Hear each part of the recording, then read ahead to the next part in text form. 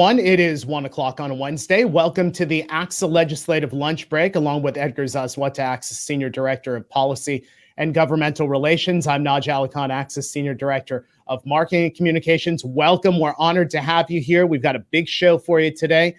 Go ahead and jump onto our chat, say hello. Let us know where you're watching from, what region you're at, what's happening in your school district today. Again, so honored to have you. Edgar, how are you this morning? Naj, I think we say this every week, but, it feels like a lot has happened in the last week. And I think that's an understatement. There was elections, things in the legislature, announcements here at ACSA, and, we'll talk about those announcements. I'm just mad that some of those announcements weren't done here live on the show. I mean, that's I have a little bone to pick there. But besides that, it's been an interesting week. What can we say? You would think with the expanse of this show that more people would understand when it's important to come in with some breaking news, because we have hundreds of people that can see it live. It's better here than in any other place. Maybe we're giving ourselves a little bit of credit, but I'm going to go with it. I say, yeah, you're right. So, there's nobody else here to argue with us. So exactly. When there's nobody here to argue with us, then we're absolutely right. I want to say hello to Gary Reller from Matthew Gage Middle School, Riverside Unified, our first on the chat today. Laura, Michelle, Jan is with us today.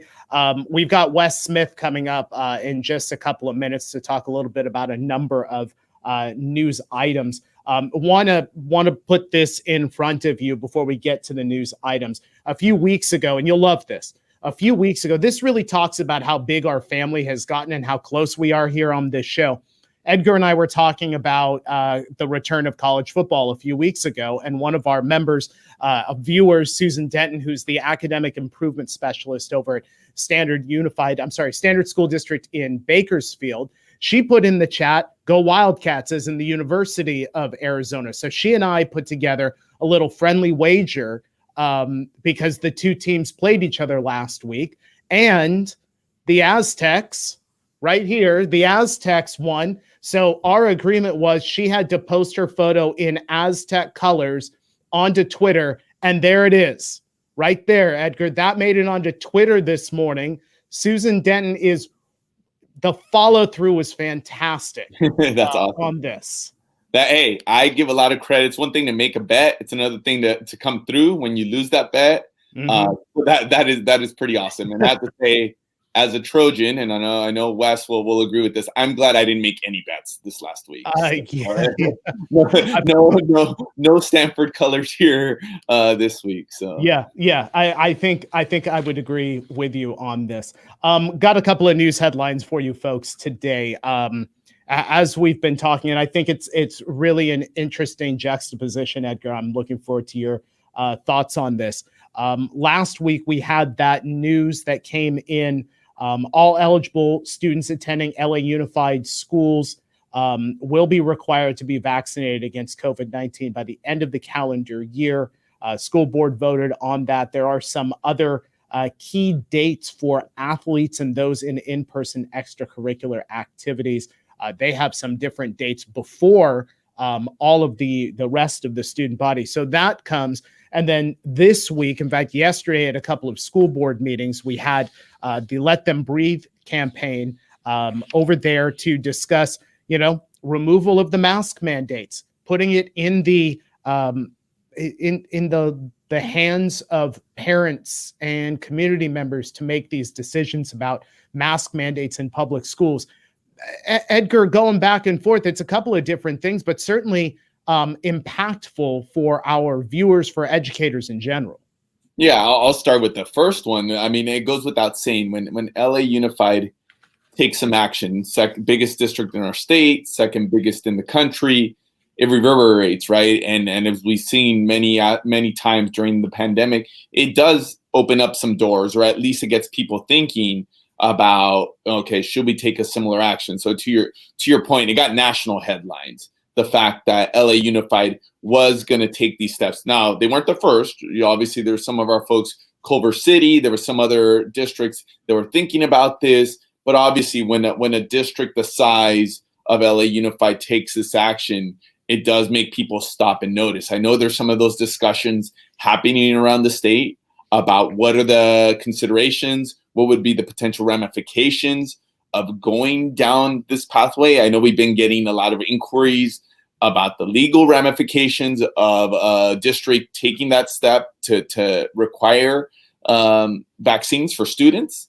So that's one of the things we're actually thinking about. How do we best support our members that may be going down that pathway? What are the things they have to think about?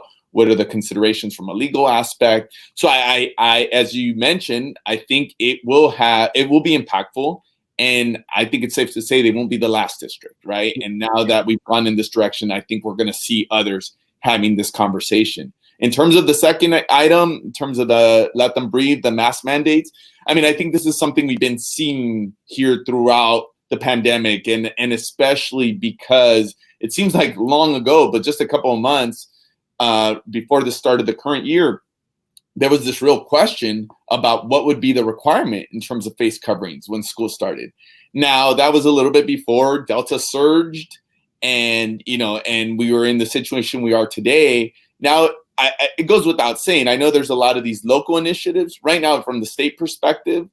It's not changing. And I would even say, given the results of the election yesterday, I don't think that's going to change. I think that was a focal point of the recall election in terms of what are the requirements, what are the mandates on schools. So it's just safe to say that I think it's going to be the status quo with regard to the mandate that kids in schools have to continue to wear face covering. Now, with that said, the CDPH, the governor's office, have indicated that they're going to continue to review this. And I think the checkpoint that they put in the guidance is in November, that they will reevaluate this. Now, will things change enough from here to November to have an about face on that? I mean, I think that's arguable, right, in terms of how much that's going to change. So I do expect for the time being, this is going to be our reality. Yeah. I'm going to give you 30 diplomatic seconds to respond to this particular story. Our good friend Kyle Stokes authored a story titled Why Some California Students Are Still Stranded at Home with Few Options for Learning. This diving into the discussion on distance learning and independent study. I'm getting the suspicion that Assemblymember Phil Ting isn't going to be coming on our show anytime soon because we've quoted him several times. In this article, he is quoted as saying, hybrid learning as a whole did not serve our students at all. We want to ensure every student got the education the state is paying for. That back to the confusion, if you will, outside of public education about the difference between IS and distance learning.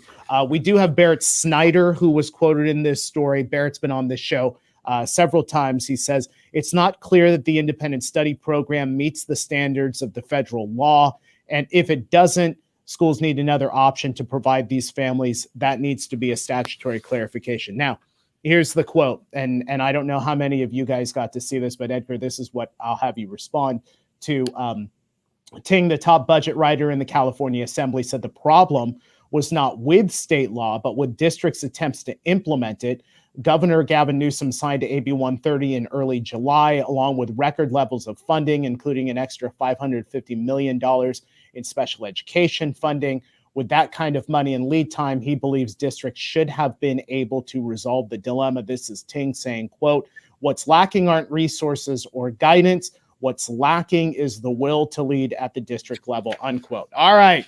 I'm going to let you be diplomatic as you want, Edgar, for the next 30 seconds. Go. No, you're always trying to set me up. Why are you always trying to set me up with the Semelian and Ting quotes? 30 seconds, diplomatic. Obviously, the thing that gets our attention is that last part, the will to lead. I mean, it goes without saying that we completely disagree with that notion. But and we've gotten angry at some of these quotes in the past, and we've gotten frustrated. I think we showed clips of statements on the floor. I'm going to take a different approach this time. Obviously, we disagree. Obviously, it causes a lot of frustration. But I also think it's a wake-up call. It's a wake-up call for us in this building who work for the association, and frankly, for our members, that there still continues to be a disconnect. There continues to be a disconnect about what the real challenges are on the ground, right? And I think we obviously can get frustrated about it, and rightly so. Our folks have been working harder than they ever had before. But for me, I take it as a challenge that we're going to have to take a different approach to educating, to making it very clear about not only what the cause was of the challenges, but where do we go from here? What is it that we're going to need? Not because of our members, not because of anything else, but frankly, for our students, that if we're going to keep schools open, that if we're going to be able to sustain the system we have today, there's going to have to be some adjustments. And I'm going to choose to see this as an opportunity and a call to action that we have some educating to do. We're going to have to do some advocacy. We've been talking so much about changes to law and trailer bill language. Even though the legislative session is done, I think it's a reminder that we have some work to do. Edgar the Optimist. How about that? Edgar the Optimist. That's why he's not sitting in this seat right here, because Naj is the pessimist among the two of us. So nice job on that. All right, let's go ahead and bring in our guest today. We're so honored to have with us today ACSA Executive Director Wes Smith, also perhaps the future head coach of the USC Trojans football team. Wes is here with us. Wes, again, honored to have you on the show today. I just want to start by asking you about the news from last night about the recall vote. Give us your thoughts half a day later about what happened here in the state. Yeah, a lot of people are talking about what it means. Is it an overwhelming vote in support of vaccine mandates and mask mandates? I don't know how much of that is true in a state that's 2-1 Democrat. But I know this for ACSA and I believe for public education, it was the right vote. We've worked very closely with this governor, and whether we agree with his politics or not, he prioritized public education when he guaranteed funding. Throughout has focused on it, even when we've had some confusing executive orders. They have been nonetheless an effort to put education first. And we appreciate that. His team has been responsive. They work with us on SB AB 86 and made sure that our reopening bills would actually reopen schools and not close schools for this entire year. And so I think for our members, for public education, it was the right vote.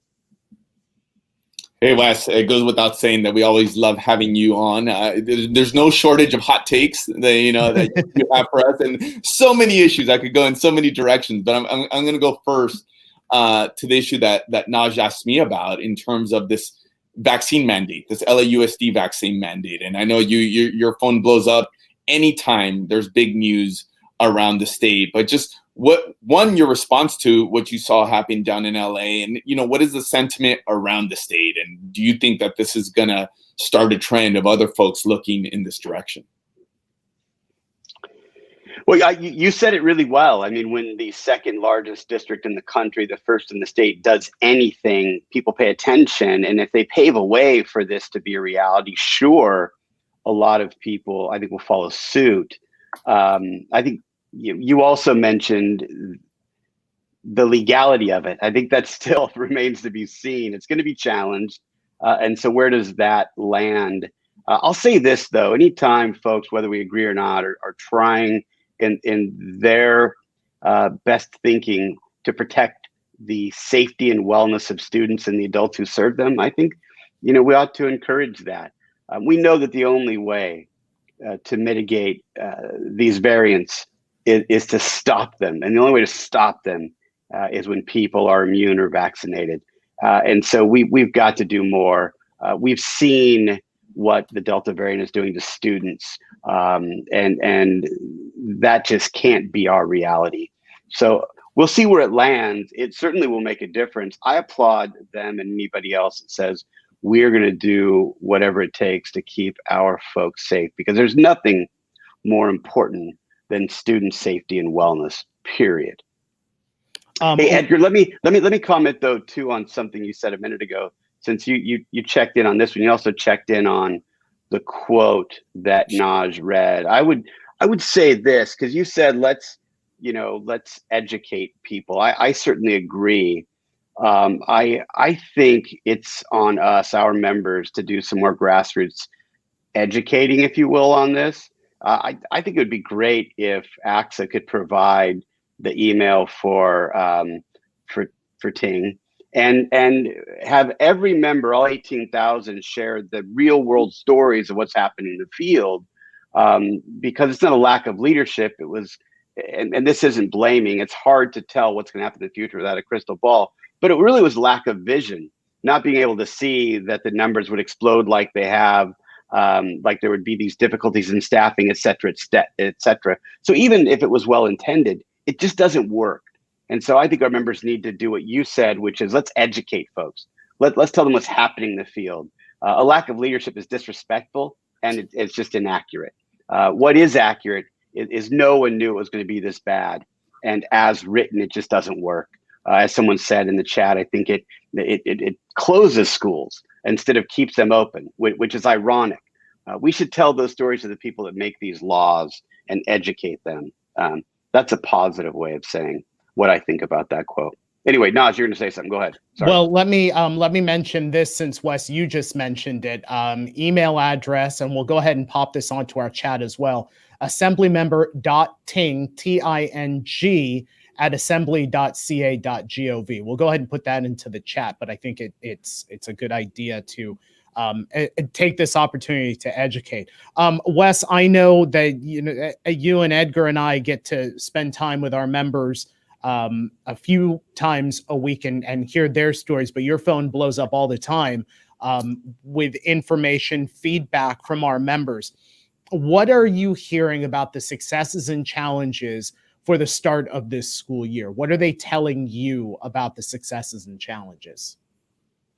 Yeah, let's start with the positive. I'm hearing across the state that our members, their teams, and again, most importantly, their students love being back in school, right? They love being in person. They love having co and extracurricular activities.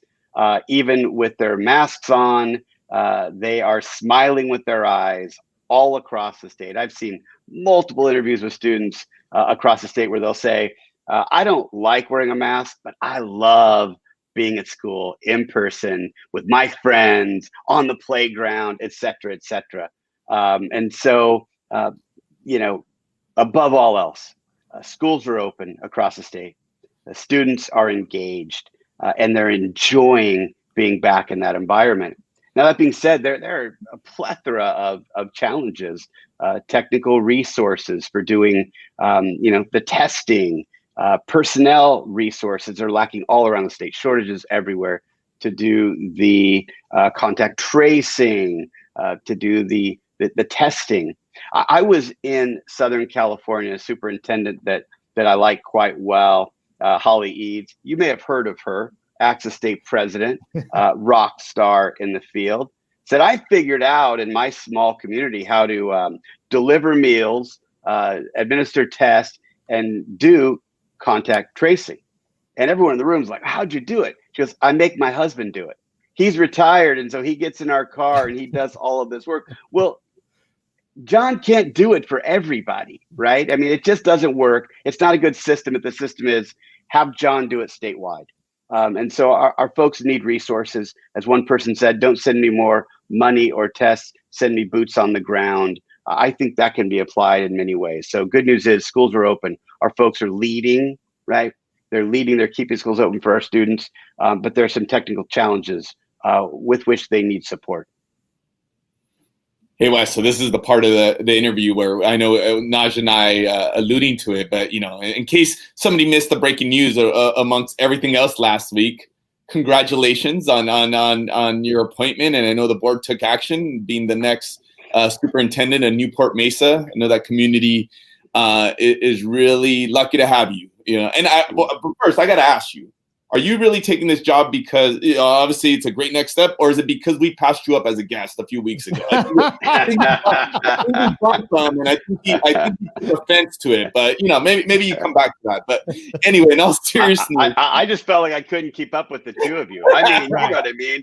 If you're in a room of quarterbacks and you got two Hall of Famers in front of you, you got to go find a different team, right? You got to be the number one on the team you're in, and so. Yeah, kudos to you. I appreciate that. So here's my question. obviously equity and student equity has been at the forefront of, of the work you've done here at ACSA, obviously of the work that you're going to continue to do in the field. From the perspective that you've seen statewide, as you re-enter the field as a superintendent, what do you think we need to do next? What's the next steps in terms of this issue of advancing student equity?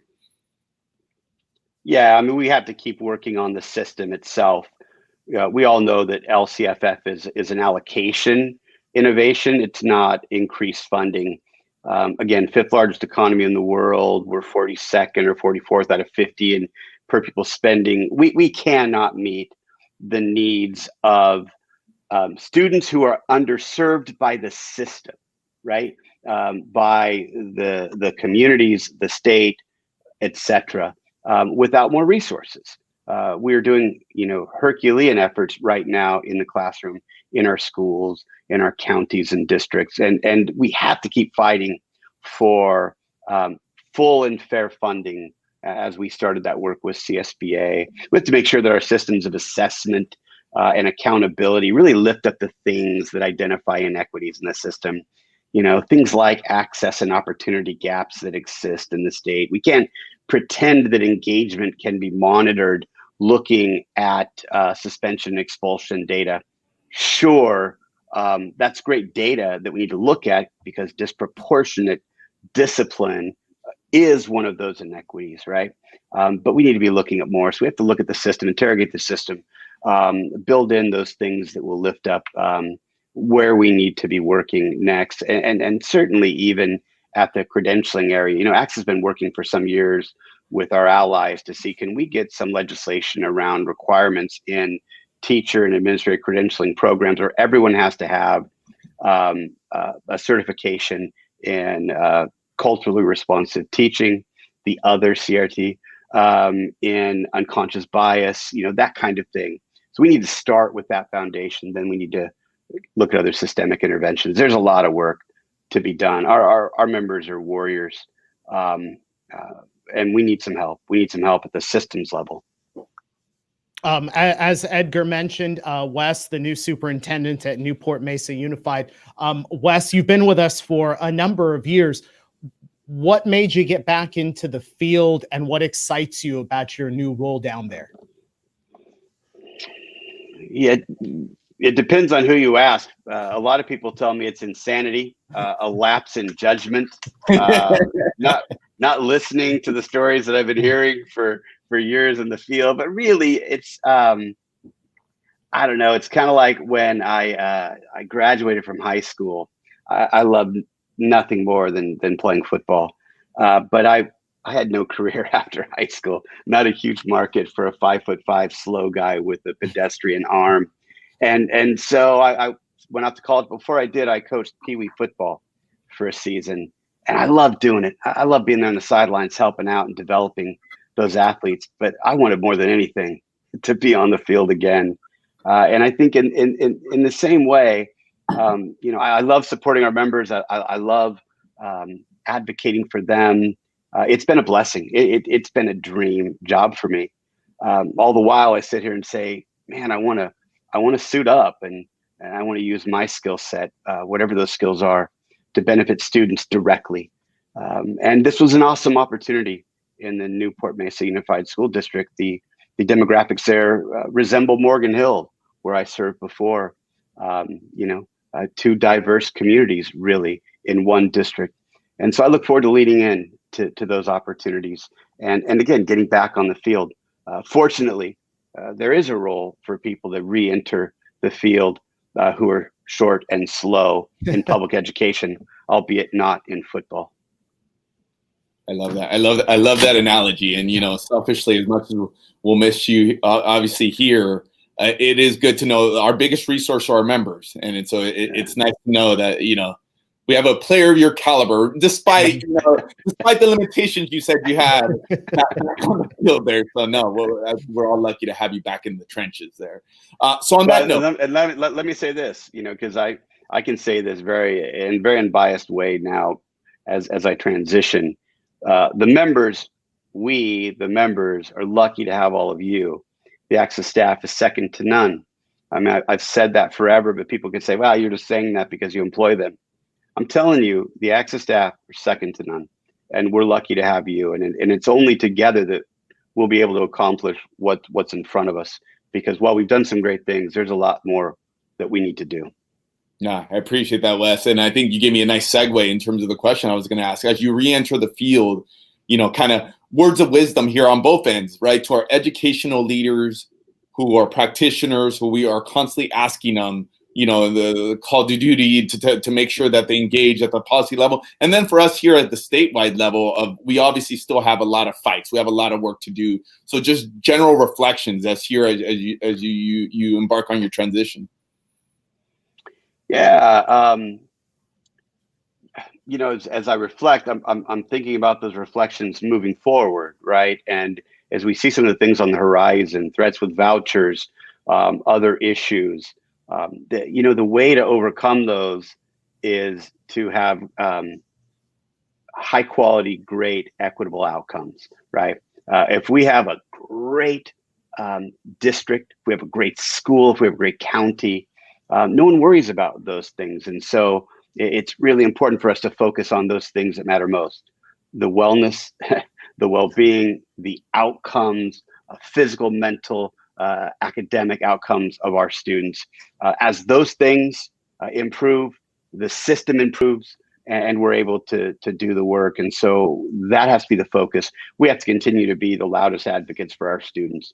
Our members have and continue to be, but that has to be our number one focus. It's all about them, their rights, their needs. How do we better address those?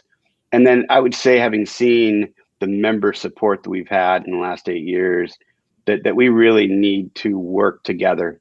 Members in every job alike have to come together as we have during the pandemic. We're stronger united than we are divided, right? We all know that. And then we have to lean on ACSA.